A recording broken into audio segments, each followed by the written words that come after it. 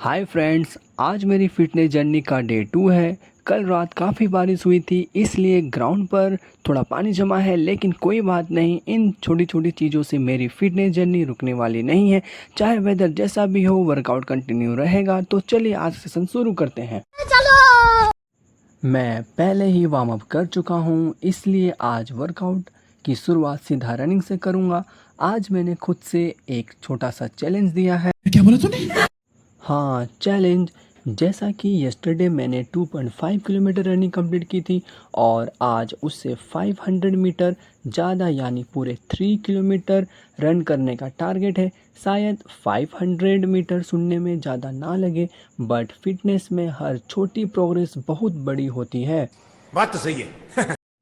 Running मेरे लिए सिर्फ एक एक्सरसाइज नहीं है, बल्कि अपने आप को चैलेंज करने का एक तरीका है।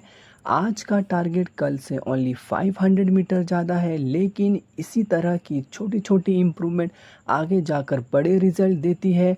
इसलिए मैं डिस्टेंस से ज़्यादा अपनी कंसिस्टेंसी पर फोकस कर रहा हूँ। तो चलिए देखते हैं आज 3 किलोमीटर चैलेंज कंप्लीट होता है या नहीं। क्या बात है सर, क्या बात है। सो फाइनली मेरा रनिंग कंप्लीट हो गया है और मैंने 3 किलोमीटर टारगेट भी अचीव कर ली। अब मैं थोड़ी देर वॉकिंग कर लेता हूँ ताकि बॉडी एंड लेग्स को थोड़ा रिलैक्स मिल सके। रनिंग के बाद तुरंत रुकने के बजाय हल्का वॉक करना रिकवरी के लिए अच्छा होता है। इससे हार्ट रेट धीरे धीरे नॉर्मल भी होता है। शाबाश बेटा, बहुत बढ़िया। Now it's time for shuttle run. ये exercise speed and endurance improve करने के लिए बहुत इफ़ेक्टिव है। इसमें बार बार डायरेक्शन चेंज करनी पड़ती है, जिससे लेग की स्ट्रेंथ, बैलेंस और बॉडी का कंट्रोल भी बेटर होता है।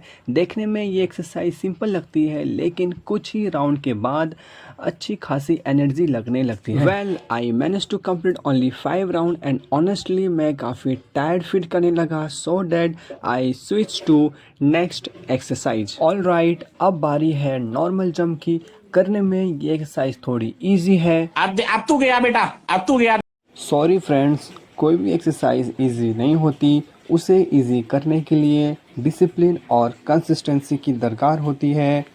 So my next exercise is high knee. ये सिर्फ स्पीड की नहीं, स्टेमिना की भी एक्सरसाइज है। हर सेकेंड के साथ बॉडी थकने लगती है, लेकिन वही वक्त होता है जब आप डिसाइड करते हो रुकना है या खुद को पुश करना है। कौन है ये लोग? कहां से आते हैं ये? हाई नीज कंप्लीट हो गए हैं। अब थोड़ा लेग को स्ट्रेच कर लेता हूँ ताकि मसल्स एक्टिव रहें। हर एक्सरसाइज के बीच स्ट्रेचिंग जरूरी है, इससे मसल्स रिकवर होते हैं एंड नेक्स्ट एक्सरसाइज के लिए रिलैक्स भी मिल जाता है। अब थोड़ा अपर बॉडी को स्ट्रेच कर लेता हूँ, इससे शोल्डर, चेस्ट एंड बैक की टाइटनेस कम होगी और बॉडी रिलैक्स फील करेगा।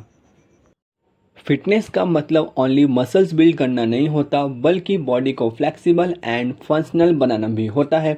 इसलिए अब फोकस कमर पर, क्योंकि बॉडी तभी अच्छा परफॉर्म करती है जब हर हिस्सा इक्वली एक्टिव हो।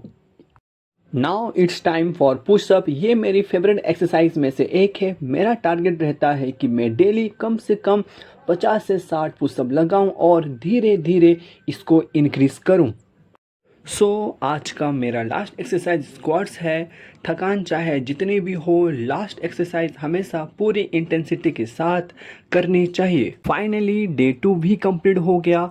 आज एक बात और समझ आ गई कि फिटनेस सिर्फ बॉडी को नहीं, माइंड को भी स्ट्रांग बनाती है। वर्कआउट के बाद जो फीलिंग आती है उसका कोई कंपैरिजन नहीं।